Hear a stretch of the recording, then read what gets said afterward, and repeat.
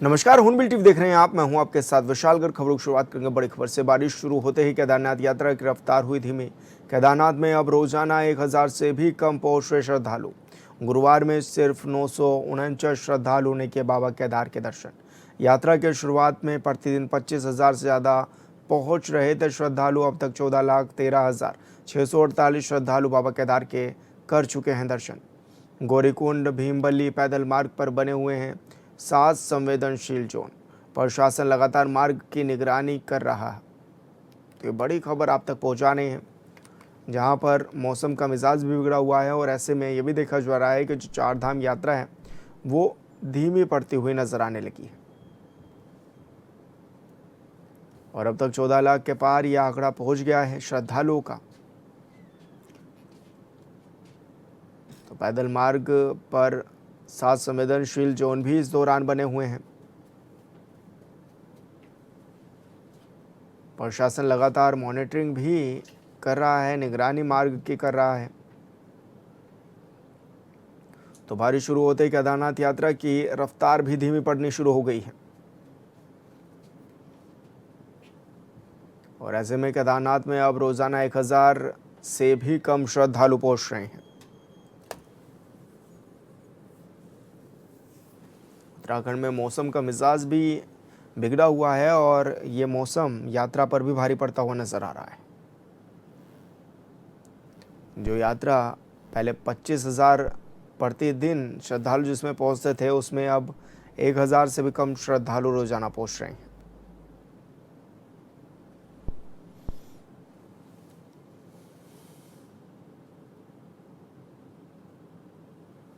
तो गौरीकुंड भीमबली पैदल मार्ग पर 7 संवेदनशील जोन भी इस दौरान बने हुए हैं और प्रशासन लगातार मार्ग की निगरानी भी कर रहा है। हालांकि बीच बीच में यात्रा पर ब्रेक भी लगाया जा रहा है। और भूस्खलन भी एक बड़ी चेतावनी जो है वो यात्रा में बनता हुआ नजर आ रहा है। तो केदारनाथ में अब रोजाना 1000 से भी कम श्रद्धालु पहुंच रहे हैं। गुरुवार में सिर्फ 949 श्रद्धालुओं ने ही बाबा केदार के दर्शन किए। यात्रा के शुरुआत में प्रतिदिन 25,000 से ज़्यादा श्रद्धालु पहुंच रहे थे।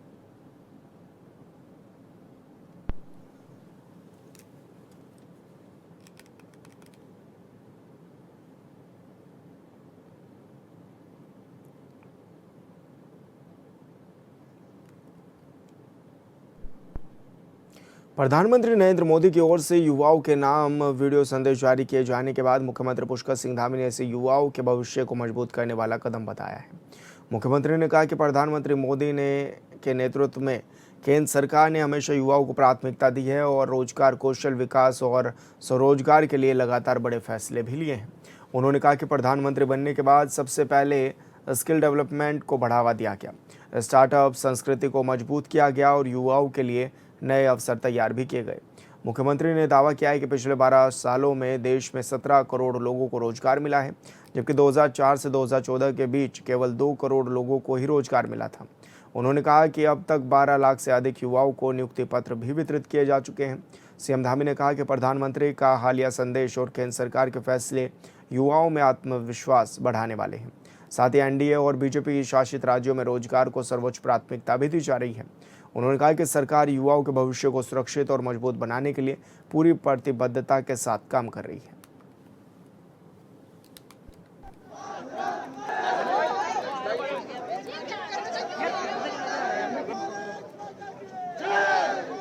प्रधानमंत्री आदरणीय मोदी जी का जो कालखंड रहा है उसमें हमेशा उन्होंने युवाओं को आगे बढ़ाने के लिए हर वो प्रयास किया है। चाहे वो उनके प्रधानमंत्री बनते ही भारत में स्किल डेवलपमेंट का डिपार्टमेंट शुरू करना हो, स्टार्टअप को आगे बढ़ाना हो, और इन 12 सालों में 17 करोड़ रोजगार के अवसर पैदा करने हो। 17 करोड़ लोगों को रोजगार मिला है। अगर हम तुलना करेंगे 2004 से 2014 के बीच की, मात्र 2 करोड़ लोगों को रोजगार मिला और इन 12 सालों में 17 करोड़ रोजगार मिला है। 12 लाख लोगों को नियुक्ति पत्र वितरण किए गए हैं। पूरे देश के अंदर जहाँ जहाँ भी एनडीए और भाजपा की सरकारें हैं, सभी सरकारों ने रोजगार को अपनी प्राथमिकता में रखा है। प्रधानमंत्री जी ने जो कदम बढ़ाए हैं वो निश्चित रूप से हमारे युवाओं के अंदर और मजबूती पैदा करेंगे और उनके अंदर आत्मविश्वास पैदा करेंगे। हम प्रधानमंत्री जी के इन सभी कदमों का स्वागत करते हैं। सभी देश के युवा भी उस दिशा में आगे बढ़ेंगे। सकारात्मक सोच से प्रधानमंत्री जी का ये अमृत भारत और जो विकसित भारत का संकल्प है उसमें पूरा करने में अपना योगदान देंगे।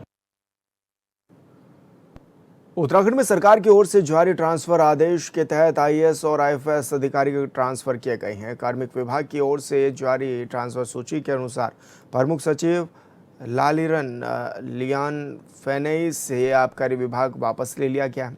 इसके साथ ही नीतीश कुमार झा को सूचना प्रौद्योगिकी विभाग से हटाकर पंचायती राज विभाग सौंपा गया है। रविनाथ रमन को परिवहन विभाग का सचिव और परिवहन आयुक्त भी बनाया गया है। सचिव डॉक्टर सुरेंद्र नारायण पांडे को वर्तमान प्रभार के साथ गन्ना विकास चीनी विभाग की भी जिम्मेदारी दी गई है। हाल ही में प्रतिनियुक्ति से लौटे सचिव ज्योति यादव की बाध्य प्रतीक्षा खत्म करते हुए विद्यालय शिक्षा की जिम्मेदारी सौंपी गई है।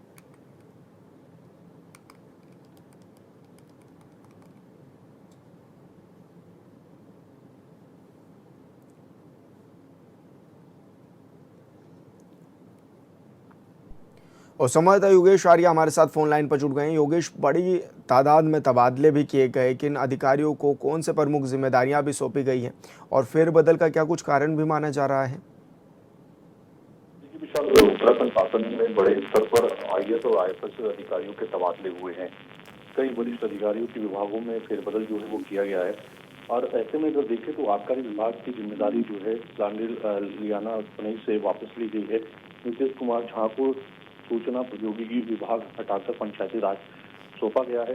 वहीं रविनाथ रमन को परिवहन विभाग का सचिव और परिवहन आयुक्त बनाया गया है। और डॉक्टर पंकज कुमार पांडे की बात की जाए तो उन्हें सूचना प्रौद्योगिकी सुशासन एवं विज्ञान प्रौद्योगिकी विभाग की जिम्मेदारी दी गई है। जी बिल्कुल योगेश, बहुत शुक्रिया आपका तमाम जानकारी साझा करने के लिए। हरिद्वार में नया उदासीन अखाड़े को लेकर विवाद एक बार फिर सामने आया है। पंजाब के मूल डेरे के संत गणेश दास उदासीन ने अखाड़ा भारतीय अखाड़ा परिषद अध्यक्ष महेंद्र रविंद्रपुरी को ज्ञापन सौंपकर अपने बहिष्कार को तत्काल वापस लेने की मांग की है। संत गणेश दास ने बहिष्कार को अनुचित बताते हुए कहा है कि इससे उनकी धार्मिक गतिविधियां प्रभावित हुई हैं। साथ ही उन्होंने नया उदासीन अखाड़े के मुख्य महंत भगत राम पर अखाड़े की भूमि और संपत्तियों की बिक्री के गंभीर आरोप लगाते हुए निष्पक्ष जांच की भी मांग की है। हालांकि महंत भगत राम ने सभी आरोपों को निराधार बताते हुए खारिज कर दिया है।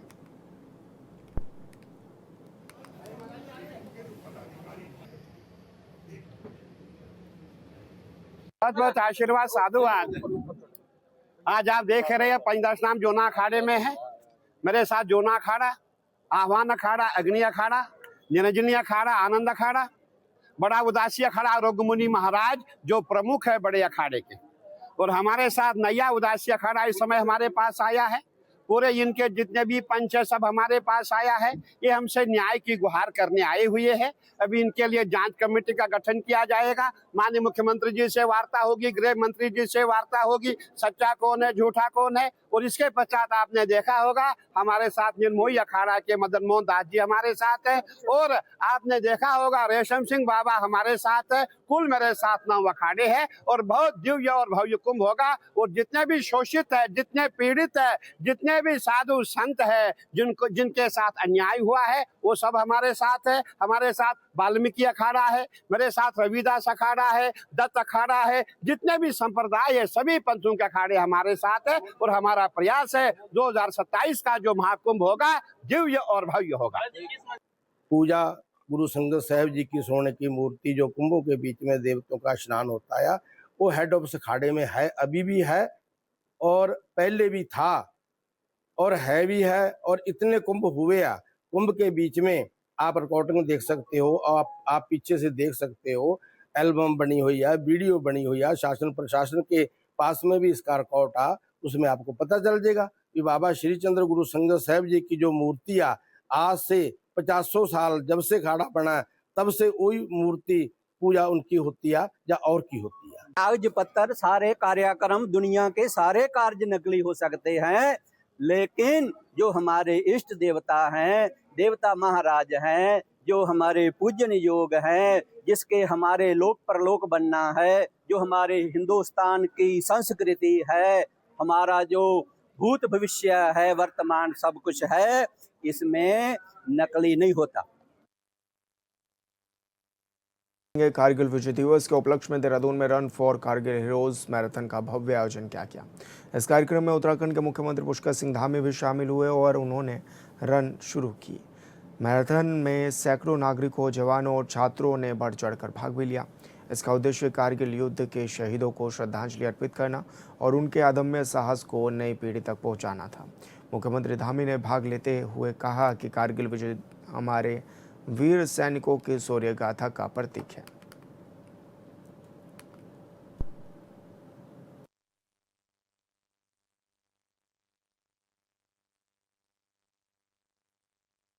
भारत की सेनाओं ने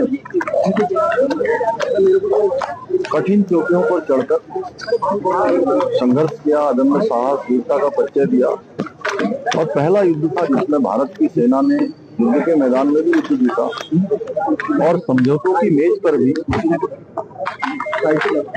श्रद्धेय अटल बिहारी वाजपेयी जी के प्रधानमंत्री रहते हुए मेज पर भी ये युद्ध जीता गया और इसमें सेना के जाबाजों ने अपनी वीरता से, अपनी शहादत से भारत को एक ऐतिहासिक विजय दिलाई।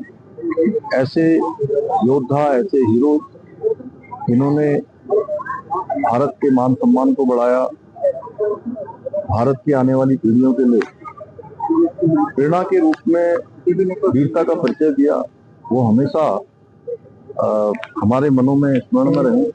भारत के इतिहास में आने वाली पीढ़ी उनसे हमेशा प्रेरित होते रहे, उनसे प्रेरणा लेकर देशभक्ति, राष्ट्रभक्ति, समाज सेवा के क्षेत्र में आगे बढ़े। इसलिए आज यहाँ पर कारगिल हीरोज के लिए यहाँ पर ये दौड़ का आयोजन किया गया है। इसमें बड़ी संख्या में युवा आए और नौजवान आए, बड़े बुजुर्ग हैं, माता मातृशक्ति है, सभी एक स्वर से देशभक्ति का संकल्प लेकर, देश को आगे बढ़ाने का संकल्प लेकर।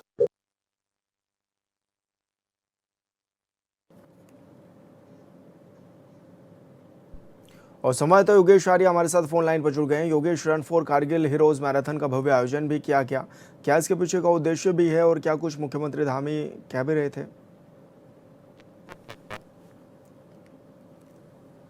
रन फॉर कारगिल हीरोज आयोजित मैराथन की गई और इसमें अगर देखा जाए तो मैराथन में जो है बड़ी संख्या में युवाओं ने भी हिस्सा लिया।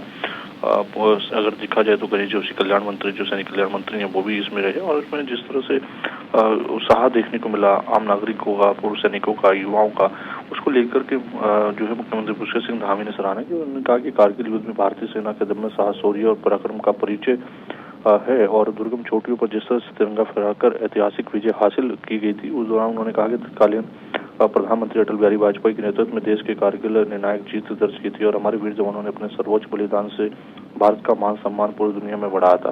तो मुख्यमंत्री ने कारगिल के शहीदों का त्याग, बलिदान हमेशा देशवासियों को प्रेरित करता रहेगा, ये कहा और इसके साथ उन्होंने कहा कि आज की युवा पीढ़ी जो है वो वीर सपूतों से राष्ट्रभक्ति, साहस और समर्पण की प्रेरणा को लेकर देश सेवा में आगे बढ़ना चाहिए और इसमें उन्होंने कहा कि युवाओं को इस तरह के आयोजन जो होते हैं उसमें बड़ी भागीदारी रहती है, तो वो दर्शाती है कि देश के वीर जवानों के प्रति कितना सम्मान और राष्ट्रभक्ति आज भी जो भावना है वो युवाओं के अंदर कितनी है।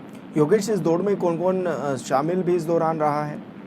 देखिए, इसमें सैनिक कल्याण मंत्री गणेश जोशी समेत बड़ी संख्या में युवा रहे, पूर्व सैनिक मौजूद रहे, आम नागरिक भी बड़ी हिस्सा उन्होंने भाग लिया इसमें। तो निश्चित तौर पर देखिए, क्योंकि बड़ी संख्या वहाँ पर रही है, चाहे वो पूर्व सैनिकों की रही हो या आम नागरिकों की रही हो या युवाओं की रही हो। जी बिल्कुल योगेश, बहुत शुक्रिया आपका तमाम जानकारी साझा करने के लिए। पंजाब के बरनाला में प्रदर्शन कर रहे सफाई कर्मचारियों पर हुए कथित लाठीचार्ज के विरोध में उत्तराखंड के रामनगर में राष्ट्रीय सफाई कर्मचारी मजदूर अधिकार महासंघ के कार्यकर्ताओं ने पंजाब सरकार के खिलाफ जोरदार प्रदर्शन किया है। कार्यकर्ताओं ने भगत सिंह चौक पर नारेबाजी करते हुए पंजाब सरकार का पुतला दहन किया और दोषी पुलिस अधिकारियों पर कार्रवाई की भी मांग उठाई। उन्होंने आरोप लगाया कि बरनाला में अपनी मांगों को लेकर शांतिपूर्ण प्रदर्शन कर रहे सफाई कर्मचारियों पर पुलिस ने बल प्रयोग किया है। उनका कहना है कि इस कार्रवाई में पुरुषों के साथ महिलाओं पर भी लाठीचार्ज किया गया।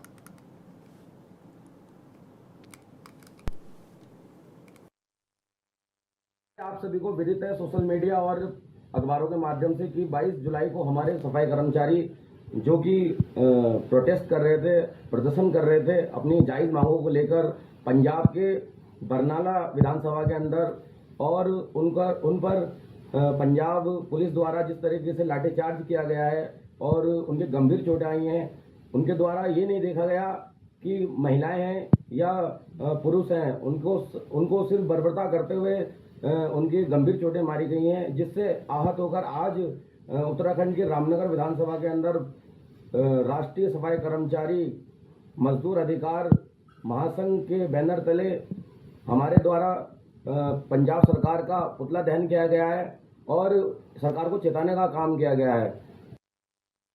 चंपावत जिले के पर्वतीय क्षेत्र के ठंडे इलाके में पाए जाने वाला लिंगड़ा आजकल ग्रामीणों के लिए रोजगार का सशक्त माध्यम बना हुआ है। कड़ी मशक्कत के बाद जंगलों से ग्रामीण लिंगड़े को तोड़कर बाजारों में बेचकर अच्छा रोजगार भी इस दौरान कमा रहे हैं। लोगों की ओर से लिंगड़े की सब्जी को हाथों हाथ खरीद कर ग्रामीणों का उत्साहवर्धन भी किया जा रहा है।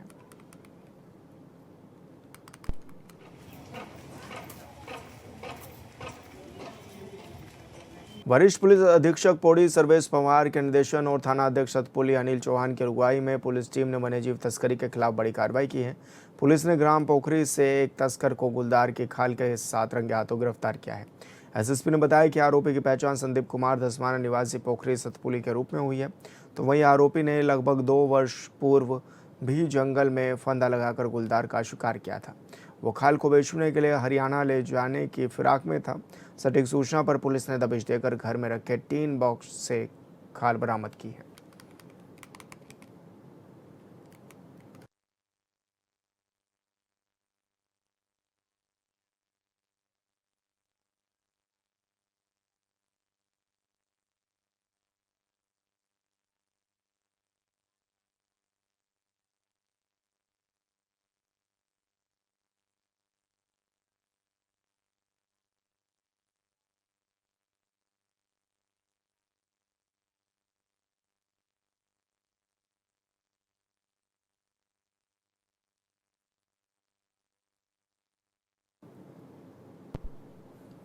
नीट पेपर लीक को लेकर जंतर मंतर पर चल रहा आंदोलन अब एक बेहद निर्णायक मोड़ पर पहुंच चुका है। दिल्ली के कॉन्स्टिट्यूशन क्लब में सरकार और जन आंदोलनकारी कॉकरोच जनता पार्टी यानी सीजेपी के नेताओं के बीच करीब 45 मिनट तक हाई लेवल बैठक हुई।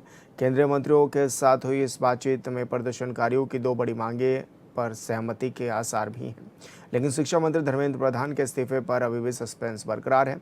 उधर संसद के भीतर भी इस मुद्दे पर आज भारी हंगामा देखने को मिला, लेकिन सवाल ये है कि क्या धर्मेंद्र प्रधान इस्तीफा देंगे या सरकार कोई और समझौता करेगी।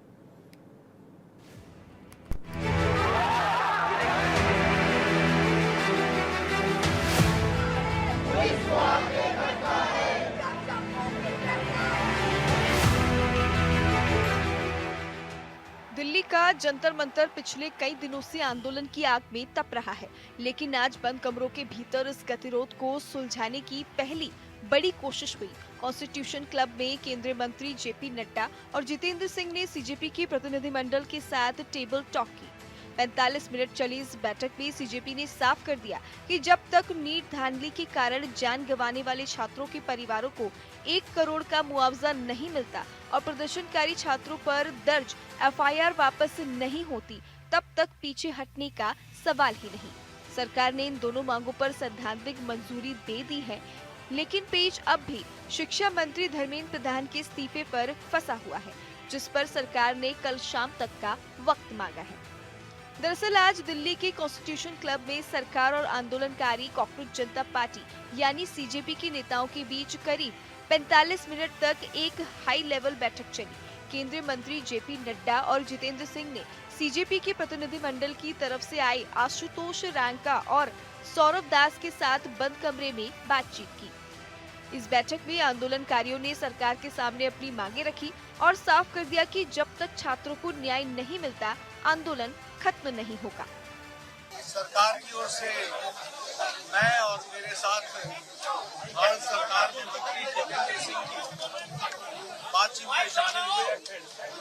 उनकी बातें हमने सुनी, बातें सौहार्दपूर्ण वातावरण में हुई और कई दृष्टि से उन सारी हर तरीके से चर्चा हो। उनकी मुख्यतः 3 डिमांड्स थी और 5 सुधार की दृष्टि से परीक्षा के लिए सुझाव थे। हमने उनको कहा है कि हम कल फिर आपके साथ दोपहर बाद मिलेंगे और फिर हम अपने जो पाठ आपको बताएंगे। 45 मिनट के इस कड़े मंथन के बाद सरकार ने बैकफुट पर आते हुए प्रदर्शनकारियों की 2 बड़ी मांगों पर अपनी सैद्धांतिक मंजूरी दे दी। वहीं बैठक के बाद जो लिखित आश्वासन सामने आया है, उसके मुताबिक जंतर मंतर और संसद चलो मार्च के दौरान निर्दोष छात्रों और प्रदर्शनकारियों पर दर्ज हुए सभी पुलिस केस और एफआईआर को सरकार वापस लेगी। इसके साथ ही नीट धांधली के कारण मानसिक तनाव में अपनी जान गंवाने वाले अभ्यर्थियों के परिवारों को उचित मुआवजा देने की मांग पर भी सरकार सहमत हो गई है। लेकिन इस पूरे विवाद की सबसे बड़ी मांग यानी केंद्रीय शिक्षा मंत्री धर्मेंद्र प्रधान के इस्तीफे पर अभी भी सस्पेंस बरकरार है। सीजेपी ने इसे अपनी नॉन नेगोशिएबल मांग बताया है, जिस पर सरकार ने कल शाम तक का वक्त मांगा है। सरकार का कहना है कि इस विषय पर प्रधानमंत्री के साथ चर्चा के बाद ही कोई अंतिम फैसला लिया जाएगा। सरकार ने जो 2 हमारी मांगे हैं, जो 3 हमारी मांगे हैं, उनमें से 2 मांगों पर काफी पॉजिटिव रिस्पांस दिया है और काफी इन प्रिंसिपल एग्रीमेंट दिखाया है 1 करोड़ कॉम्पनसेशन पर। और जो लीगल केसेस की जो हमने बात की थी, ना सिर्फ जो अभी एफआईआर हुई है बल्कि एक सोवरेन गारंटी हमें दी जाए ताकि जो भी प्रोटेस्टर्स हैं यहाँ पे उनपे फ्यूचर में भी कोई एफआईआर या लीगल केस ना हो। कॉम्पनसेशन और ये लीगल केसेस पे सरकार की तरफ से काफी पॉजिटिव रिस्पांस है। उन्होंने इन प्रिंसिपल एग्रीमेंट भी किया है और हमें उम्मीद है कि जल्दी एक रिटर्न एग्रीमेंट भी हमें इस बाबत मिल जाएगा। कल दोपहर में सरकार ने फिर से एक और मुलाकात की बात की है और हमने बताया है कि हमें जल्द ही अब एक ठोस निर्णय इस मुद्दे पर चाहिए। इधर सड़कों पर मचे इस घमासान की गूंज आज संसद के दोनों सदनों में भी पूरी ताकत से सुनाई दी। मॉनसून सत्र की कार्रवाई शुरू होते ही विपक्ष ने नीट पेपर लीक और दिल्ली में छात्रों के प्रदर्शन को लेकर कार्यस्थगन प्रस्ताव दे दिया। विपक्षी सांसदों ने छात्रों को न्याय दो के नारे लगाते हुए शिक्षा मंत्री के इस्तीफे की मांग। और फिलहाल इस बुलेटिन में मेरे साथ इतना ही। आप देखते रहिए हॉर्नबिल टीवी। नमस्कार।